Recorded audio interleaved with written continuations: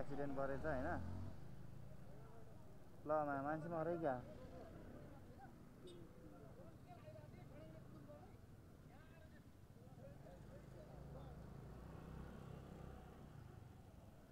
ओहो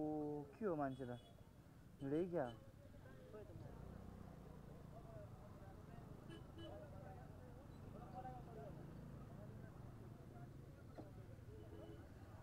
मान्छे के भयो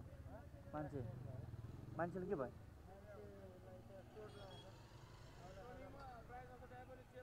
हस्पिटल लगिसक्यो हस्पिटल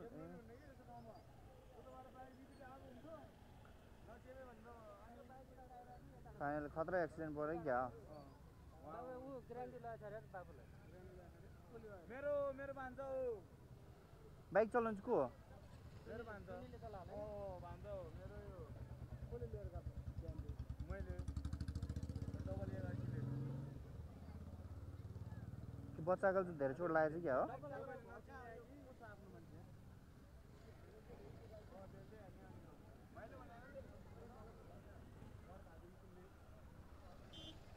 ल यार बच्चा पनि रहेछ यार नमजाले एक्सिडेन्ट भएछ गाइस तनाव पो भयो त हौ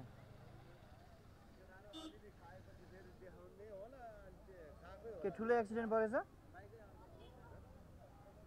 ठुलै परेछ बच्चालाई चाहिँ धेरै घाइते भयो क्या बच्चा पनि छ अरे त त्यही भन्नु थियो त बच्चा पनि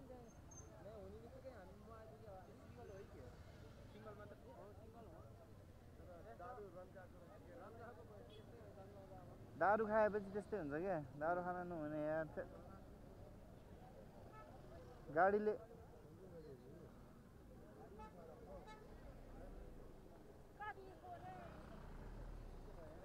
गाडीले हानेछ कि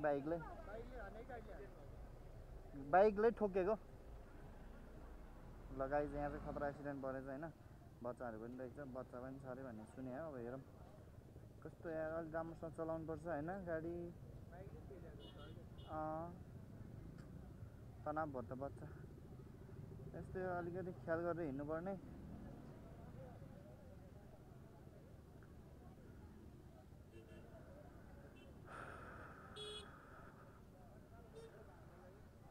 बाइकै यस्तो भएछ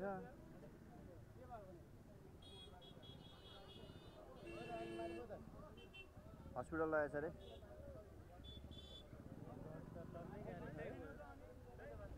खतम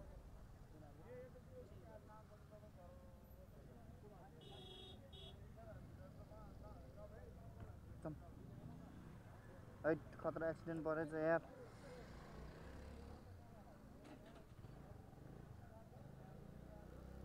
तिहारको बेलामा दशा लागेछ गाइज हैन एक्सिडेन्ट परेछ नमजा भयो त्यही भएर जाँडरक्सी खाएर गुडाउनु हुँदैन भन्ने कारण त्यो हो के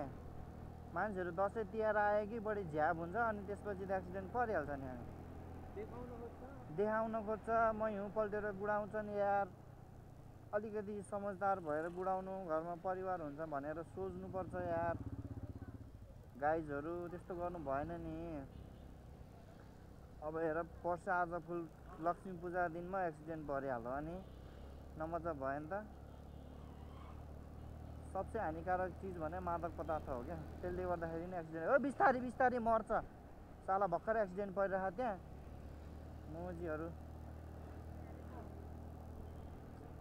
झन् म पनि आज लक्ष्मी पूजाको लागि भनेर किनमेल गर्नलाई बजार निस्केको गाई ठ्याक्कै एक्सिडेन्ट परेर देखिहाल्यो होइन नमजा भयो त यार फुलहरू किनेर कालीमाटी जानु पर्ला भनेर निस्केको म पनि तनाव पो भयो त हौ तर बत्ती नहाले भए हामीले पनि देखिँदैछ है बत्ती हाल्दै ढिलो भयो नि बत्ती हाल्नाले गर्दाखेरि ढिलो भयो गाइज नत्र एक्सिडेन्ट लाइभ देखिने रहेछ खतम भयो हामी त्यति त्यो करेन्ट नहेरिकन ठ्याक्कै भेट्ने रहेछ त्यो करेन्ट नि यताउति हेर्न थाल्यौँ नि त त्यही भएर चाहिँ ढिला भयो क्या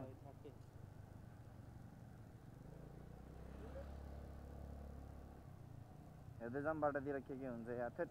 नमजा भयो त यार रक्दा मुसियल रहेछ त बाटो त त्यही भएर बिस्तारै गुडाउनु होला दाजुभाइ तथा दिदीबहिनीहरू बाइक चाहिँ स्कुटर गाडी जुनसुकै भए पनि बिस्तारैले हिँड्नुहोस् यसरी कुद्छन् आन्टीहरू अनि कहाँ गएर जोत्तिने थाहा छैन। ल बाटो पिच भएछ यहाँको, अब छिटो हुने भयो।